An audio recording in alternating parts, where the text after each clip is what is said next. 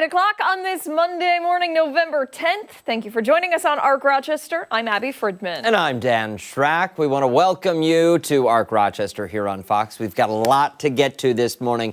But first, we want to get a look at some of the news you need to know. Stephanie Joseph is live in the newsroom right now, taking a look at some of our top stories on this Monday. Hey, Steph. Hey there, guys. Good morning. We do start with breaking developments on the government shutdown, which is the longest in U.S. history. An end may finally be in sight. Lawmakers worked through the night on a deal to keep the government funded through January, but some are already frustrated by what's not included in the bill. We'll have more on that in a few minutes. President Trump is pardoning a new group of people tied to overturning the 2020 election. Those on the list include his lawyers Rudy Giuliani and Sidney Powell, as well as his former chief of staff Mark Meadows. The Justice Department's attorney claims this, quote, ends a grave national injustice upon the American people following the 2020 presidential election. And several apartments are damaged after a massive 5-alarm fire swept through a building in Rochester's Park Avenue neighborhood. This was on Meg Street late Sunday afternoon. Flames tore through the 3rd floor and spread to the 4th. Multiple apartments were evacuated and 2 people were treated at the scene and released. The cause of this fire is still being investigated. And that's your Morning Minute. Oh, actually, that's what you need to know. Oh, man, getting the two jobs confused, Steph. What can I say? You know, you're a pro, Steph. It's a Monday. Thank you. Let's get a look at what we have brewing for the next 2 hours, starting with the Buffalo Bills. We're still working our way through that loss in Miami. And Jenna Cottrell from the Buffalo Plus team will join us as we continue our live coverage at 8:30. And hopefully try to ease some of the anxiety that a lot of people are feeling. I feel like she's got to talk us through the stages of grief this morning. Yes. Yep. In our next hour, we are talking finances. The city of Rochester preparing its second generational wealth summit. We'll show you how they're going to help neighbors think ahead. And then we are entering musical season for local schools. The cast of Nazareth University's Merrily We Roll Along will roll into our studio with a keyboard, giving us a preview of their show. But before all of that, meteorologist Marty Snyder standing by, ready to give us a look at a snowy forecast. Marty. That's it. Yeah, we saw that snow yesterday in some areas, overnight in many places, and still more of that to come. You can see that snow as it still tries to fill in, especially Rochester westward right now. And we're going to hold on to some of that just on and off during the day. What's on the ground now likely is going to hold on to a pretty good extent, since we will add a little bit to that as some melting likely plays out. But with temperatures just barely above freezing today, looks like we're not going to see a whole lot of that play out. We're starting off with at least that accumulation across a lot of the area, 29 for the latest number at the airport. And as we head through the day today, we'll see these numbers rise up just barely above freezing, not by much. You have to keep in mind the average high this time of year is somewhere in the lower 50s, about 51 or so. We're going to be nowhere near that number heading through the day today. Quick check of the accumulation that we're anticipating. Not going to see a whole lot initially today. I think during the day, it's going to be anywhere between a dusting to an inch in a few places. Overnight tonight, that's when it could get into more of a 2 to 4 inch range in some of those bands, especially that one that lines up from Webster into portions of Wayne County, even a couple of pockets to the west. So again, those are the areas that we're going to be watching closely. But otherwise, long-term forecast, 30s for highs for the next couple days. And about the best we could do is temperatures back into the 40s again by the end of the week. Listen, that means by the end of the week, the snow that's out there shouldn't be out there any longer, correct? True. We'll see some melting play out. A lot of cold nights coming up, but a lot of those afternoons, put a little sunshine on that snow, and that's going to take care of a lot of that, but it'll take a little time to get into that category. All right, fair enough. Thank you, sir. Okay. All right, let's go off the top now and start with some stories that have piqued our interest. Do you ever clean out your fridge or your pantry and you find really, really old, expired food? Yeah, you might think to yourself, I can't believe I forgot about this, or how did I not finish this? Well, 2 men from Australia did exactly that, allegedly 30 years ago. The food, surprisingly, all these years later, still intact and breaking a world record. 30 years ago, the TV show Friends debuted. NAFTA was formed. Nelson Mandela was elected president of South Africa. In 30 years, we've seen the creation of the iPhone, several natural disasters, and the rise of social media. If you had to guess what kind of food might survive all of that, relatively intact for 30 years, you'd probably assume some kind of dry good, right? Not the case. It was a McDonald's Quarter Pounder, believed to be the oldest hamburger in the world. The story really starts 30 years ago when Edward Nitz and Casey Dean, Dean's sister and an unnamed friend, went to McDonald's to get something to eat. Well, the friend didn't finish eating his burger, so he apparently told them to just keep it for the next time he came to visit. Well, maybe they weren't exactly the best of friends because the guy never came back to claim the hamburger. The guys decided to keep it kind of as an inside joke. Despite attempts to throw it in the trash, family members finally accepted this science project, or maybe pet, and out it stayed, wrapped in paper for the next 30 years. The men say over time the burger was kept in cupboards, in garbage bags, and even in sheds. Oddly enough, though, they say it has never molded, it's never developed a smell, and for the most part, except for shrinking, they say it almost looks edible. Now, McDonald's has not claimed this burger, but in 2020, rumors started circulating on social media that McDonald's burgers didn't actually decompose over time. So they tried to debunk some of those rumors. This, though, is a pretty interesting coincidence. The company said the burgers are made with 100% USDA inspected beef, and there are no preservatives or fillers in their patties. Do we have the actual photo of the burger? You know, Mike, if you are scrolling on our website, which is where this is, if you wouldn't mind clicking out of the gallery and then scrolling down on our web story, you should be able to find it there. Oh, this is video. Okay, well. Interesting, though, that the mouse moved. Head to 13wham.com, look for this story, and the picture of it is, in fact, there, if you scroll down a little bit. Yeah, it looks gross just because you know it's a 30-year-old burger and fries, Big Mac or quarter pounder and fries. But other than it looking like it dried out 2.5 decades ago, it looks fine. It really does, which is... I still eat it. You would not eat it. Stop it. Okay. Would you? No? It would disintegrate. Would it, though? I think it would. I don't know. Okay. I think those preservatives in it are pretty strong, holding together. Think about the bread. You know what I mean? Like, yeah. Have you ever had, like, really old bread? You take a bite and you're like, oh. Yep. It just kind of turns into crumbs. Mm-hmm. Like that. Here's... In the picture that they show, there is nothing else on it. There's no lettuce. There's no tomato. There's none of that. So I'm wondering if over time maybe they like removed those things. Oh, see, I think all of that is still there. And it's just... I think it's just dried up into, yeah. I mean, think, 30 years. I don't know. But it's also crazy that they're like, yeah, it doesn't smell. It doesn't mold. Like... It's crazy that they've kept it for 30 years. That's crazy. In garbage bags, in their shed, yes. in their cupboard. Like, I often pull stuff out of the fridge 2 weeks later and I'm like, what the is this? Because it goes so quickly. I have a very strong sense of smell too. I would like to see if... You want to be the tester of that? I really do, yes. I am not really believing these. Gentlemen, if you're watching, apparently they are big fans. Huge fans of the show. If you're watching, would you mind bringing the burger and fries here? We would love to, think of that, displayed on the set on Arc Rochester. Oh my gosh. Oh, man. How much to eat that? Oh my gosh. I don't know. Yeah, well, I can't eat it. So. But like, if it was, what's your number? $5 million, right? Yeah. Isn't that what you say? Yeah, for $5 million, sure, I'd eat it. Absolutely, wouldn't you? You have to eat the whole thing. Okay. Okay. Like, bring it in and bring the check in. We can have this done by 8:15. Okay?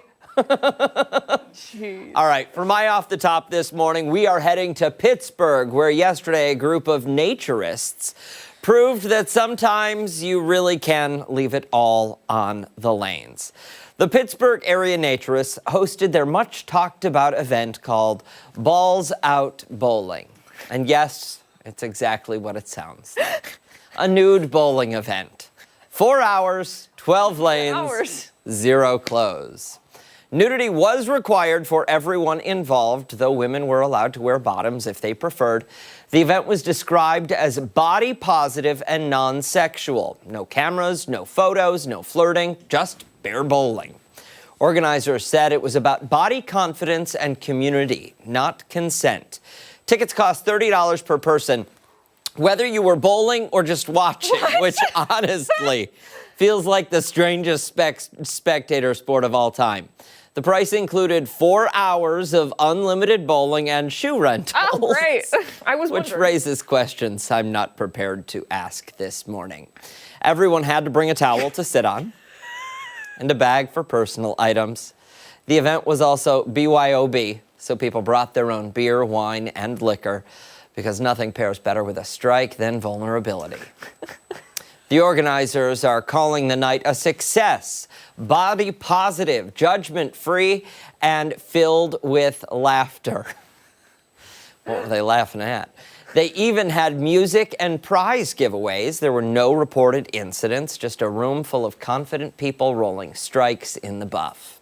Look, if this is the kind of thing that's up your alley, and yeah, pun intended for that, good for you.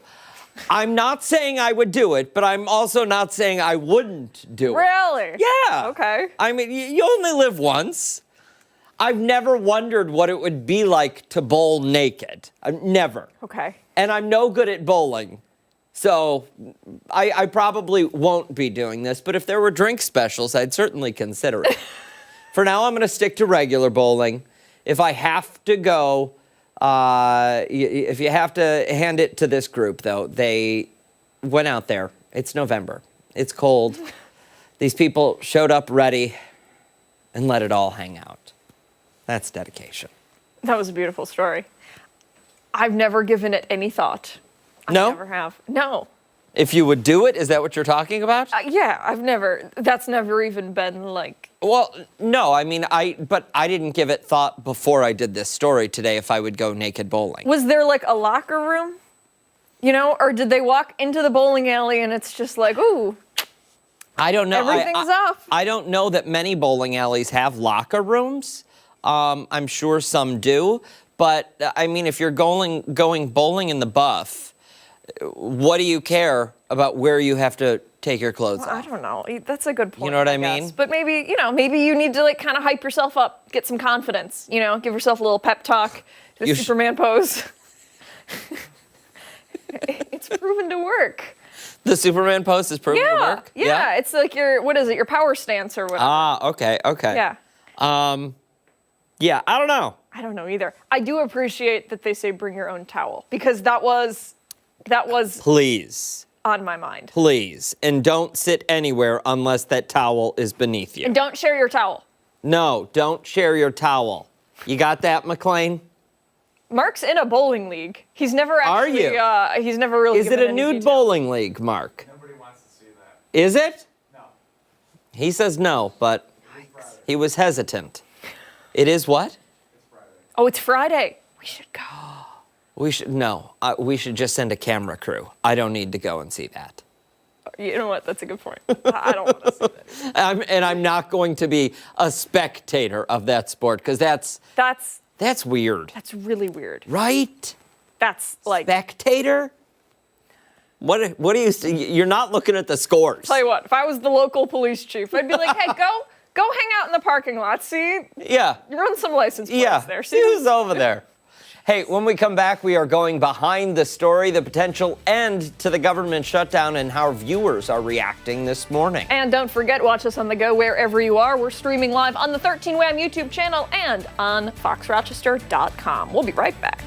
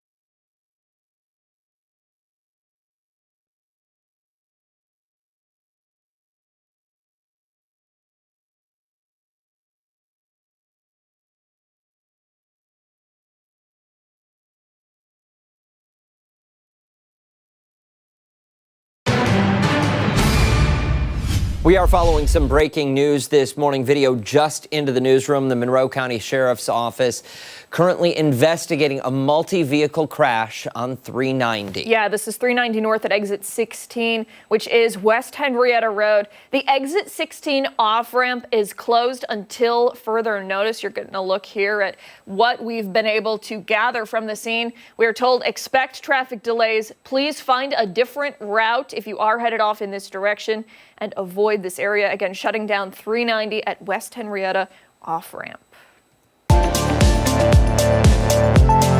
We are taking you behind the story now on Ortt, Rochester with some breaking developments on the longest government shutdown in U.S. history. Yeah, the government could be one step closer to reopening. Late last night, 8 moderate Democrats in the Senate voted along Republicans, passing a temporary way to fund the government, despite objections from most of the party leaders. Amy Kiley reports from Washington on what is in the bill and the broader agreement around it. The motion upon reconsideration is agreed to. The government's a big step closer to reopening after the Senate voted to advance a stopgap funding bill last night. It's a compromise between centrist Democrats and Republicans. It does not extend expiring Obamacare subsidies, so many Democrats opposed it. We must fight because a senior citizen cannot afford to pay $25,000 a year just for health insurance. We must fight to keep millions from financial ruin. Republicans do agree to a vote on the subsidies by early next month. We have senators, both Democrat and Republican, who are eager to get to work to address that crisis in a bipartisan way. The bill funds much of the government through January. The broader deal has longer provisions for military construction and Veterans Affairs, the legislative branch, and agriculture. The plan funds SNAP through September. People are hungry. And you can see also, sometimes in the kids' eyes, you can see their fear because they're afraid. For federal workers, the agreement ensures shutdown back pay. It reverses recent mass firings and prohibits any more this fiscal year. If the plan becomes law, federal employees will get paid again. That could prevent scenarios like this around Thanksgiving. They changed the flight, then they changed it again. Eventually it got canceled, and when we got to standby, there were like 30 other people on standby. I'm Amy Kiley reporting. And that is really just the start of all of the problems with airports around the United States. We do expect the number of cancellations and delays to increase as we get closer and closer to the end of the work week. Absolutely, going from 4% implemented last Friday to 10% by this Friday. And one of the big sticking points is that even if this does made it through the Senate, the House still has to vote on it. Then the president still needs to sign it, but the House is currently in recess, and they're not due back until, I believe, the end of this week. And that puts us we are 1 week then away from Thanksgiving. Yep. I am willing to bet a lot of people have already made the decision, and I'm going to cancel the flight. We're going to find alternate plans because we're not going to play this game of will we or won't we be able to go to grandma's house for the holiday. Which is frustrating and Very. disappointing for so many people. On top of that, you add in all of the issues with SNAP benefits and people wondering whether or not they're actually going to be able to put a Thanksgiving meal on the table this year for their family and possibly even extended family. You know, the tension around the U.S. right now is at an all-time high, I would say. Absolutely. And here we are, day 41, I believe, of now the longest government shutdown in U.S. history. And listen, every citizen out there has a right to be upset by this because it's an ineffective government at this point. There is no work happening. Right. Yeah. And this news breaking last night and got a lot of comments on the 13WM Facebook page, thousands of them actually. One individual, Matthew, writing in, so it's suddenly not up to the House of Representatives. And from Clint, hope this was an eye-opener for people receiving these benefits. Don't rely on the government to feed you and your family. People, like I said, very, very stressed out right now. And, a lot of questions. Lance and Bill also weighing in. Lance writing the Democrats finally willing to listen to reason now that the elections are over. Bill writing in, so in other words, a temporary Band-Aid. Yeah, and I mean, this is something we have seen in the past. It's stopgap funding. Joanne, we will likely be in the same situation in September. And Mo says, in other words, shut down again January 31st, but SNAP will get paid and federal workers won't get fired and our insurance premiums will still be high. Got it. Looking to break the shutdown record? Yeah, listen, and we've already done that once. I think that no matter what happens, if the government opens back up, people are still going to be very, very, very angry. It's not like, oh, great, the government is open again. No. And we all, are going back to normal. I think that this is something that is really going to stick with people for years to come. Yeah, there's certainly going to be lasting impacts of this, as there was last time. That's something that's inevitable. And we talked about these numbers last week, just in travel. Going into this government shutdown, the FAA was 3,500 flight controllers short. They're now down an additional 400 daily because of sick calls. At 40 of these hubs across the country, it's certainly not sustainable. Absolutely. And, you think about holiday travel as is. It's stressful, right? It's never exactly pleasant. You have to deal with the rental car and then the airport and then getting the kids to and from in the suitcases.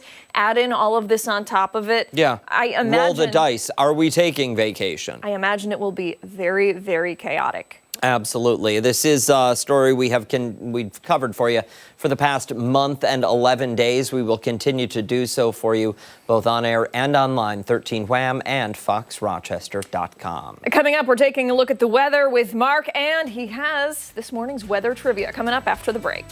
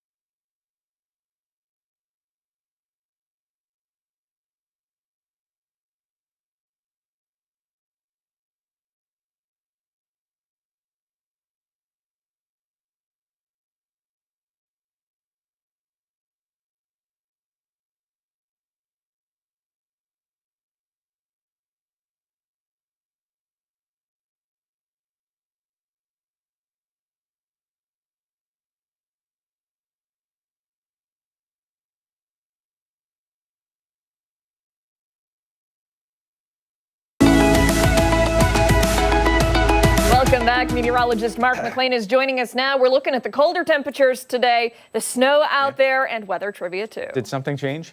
Oh, I don't know. Something changed. A little? A little? Just a little. It's pretty, right? It's fine. Pretty cold. It's pretty cold. It was very pretty yesterday. Yeah. We were in Buffalo. There were chunks of snow. Like, it wasn't flakes. It was like big puffy things. Very high atmospheric moisture content. Okay, I liked big puffy things, but yours works too. The dendrites were moisture laden. Okay, this is why you only have 4 minutes to do weather, okay? That's why we Did I cut just your get time. cut from 6 to 4? Yes. Okay. Yes. All right, let's do the trivia. Let's talk about snow since it's out there.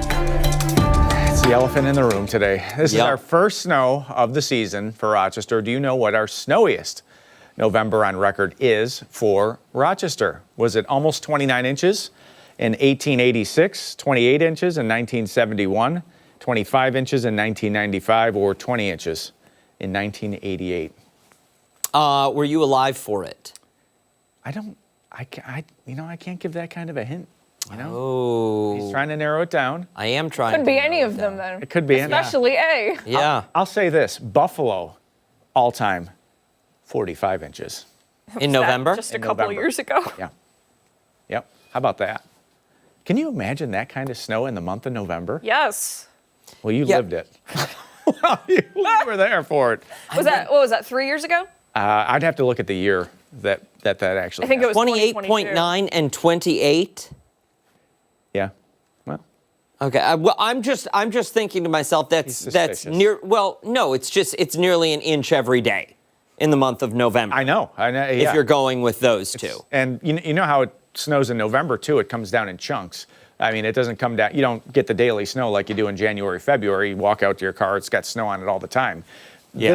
This time of the year, it comes down 6-8 inches. You know, you get a pretty good storm to get the snow in November. But we'll have the answer at 9 a.m. on Arc Rochester here. Stick with us. It's 29 right now. The visibility is at 6 miles, although looking at that camera lens is a little deceiving. The roads were decent on the way in. I will say that. The highway speeds were normal for me. That was about a half an hour ago or so. But temps now in the 20s, largely in the 20s, some spots in the low 30s. So whatever's out on the lawn will likely stick through the course of the day. The ground is not frozen yet, so some of it will melt. The ground temperatures are still in the 40s, so some of this will melt down slowly, but with the air temperature below freezing, that will cause some of it to stick around. So it could be another 2 to 4 inches. This will be through tomorrow morning. Monroe, Wayne County, east of Rochester, that's where some of the heavier snow is going to set up. But at this point, some of that is showing up west of Rochester, starting to drift in, and there's a little trough of low pressure there. This little dark line that you'll see pop up on the screen, that's what's going to help to kind of enhance and channel some of the snow for today. But today, not a lot of snow out there, just a trace to an inch. Overnight tonight, you see that band up northeast of Rochester and that one west of Rochester? That could put down some of the snow accumulation that we're mentioning in that advisory. So we said 2 to 4 inches there, but don't be surprised if a few spots like up towards Webster overperform on something like this. Lake Ontario is still in the 50s, and you start to see some of those darker colors coming in, and there could be, could we be shoveling? And the other part of this is, this is the first time we're talking wind chills. Look at these wind chills. It's not that bad, right? But I mean, there's no such thing as bad weather, just bad clothes, right? No. No? No. Temps in the low 30s out there, 32. And I love how you spin it. Webster may overperform. 27 tonight, most traced to 2 inches. And it's going to be a snowy start too tomorrow, no doubt about that. But temps in the 40s, overnights in the 20s and 30s. That's cold for this time of the year. The normal is actually 51 still.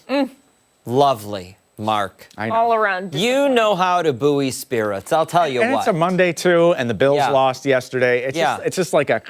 You're doing a real good job here. We have Jenna Cottrell coming up next, and I see her in the news PC over there, and she's been rolling her eyes at your forecast the entire Hi, Jenna. Now she knows how we feel every day. Yeah, all right. Hey, don't go anywhere. A lot more to come here on Arc Rochester. Yeah, Jenna is coming up after the break. We're talking all about that ugly Bills loss.